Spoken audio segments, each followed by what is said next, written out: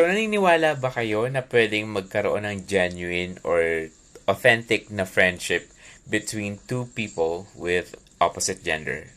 For me, it really depends on the situation. If the friends or yung friend mo may in common kayo, then yeah, mayroong good communication as long as tama yung pagdala ng friendship. I mean, okay lang naman, depende lang talaga.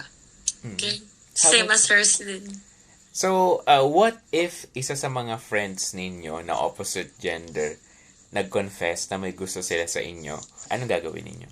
I'm going to be honest, pero not in a bad way. Yes. I will confront them and tell them, valid naman okay na naman, may karapatan naman sila sa kanino sila magkakagusto, pero masyadong complicated eh. Pero depende lang din yun. For me, okay lang naman din, pero maybe. Magiging comfortable pa ba kayo na maging friend? Magiging comfortable. Yes.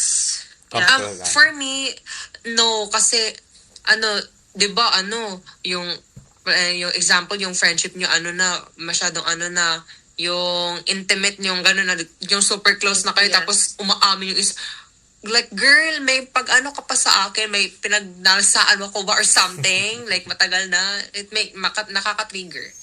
For me lang. Well, for me, it's really okay kasi, di ba, you can just stay friends or like tell them na hindi ka na, di ba? Yeah, may point din. Yeah. Pero for me, yeah, I could just stay friends with them. Pero maybe May limitations. may limitations na. How about the other way around? What if kayo naman yung nagkagusto dun sa friend ninyo? Dapat nyo bang aminin sa kanya? Hindi. Hindi. Hindi. Just pag dadating yung English. time na na gusto ko na talagang sabihin, well, sasabihin ko at least naman para alam niya at para di naman may peace of mind ako. So, willing kang i-risk yung friendship ninyo para umamin sa kanya? Kasi, syempre, may possibility na iwasan ka na niya once na umamin ka. Oo. Yes. Well, Actually, for me, I wouldn't confess because big risk yan. I would rather hold it na lang. for me is risk taker ako eh. Mas better pag what happens, whatever happens, 'di ba? Malay mo magkakagusto din siya sa iyo.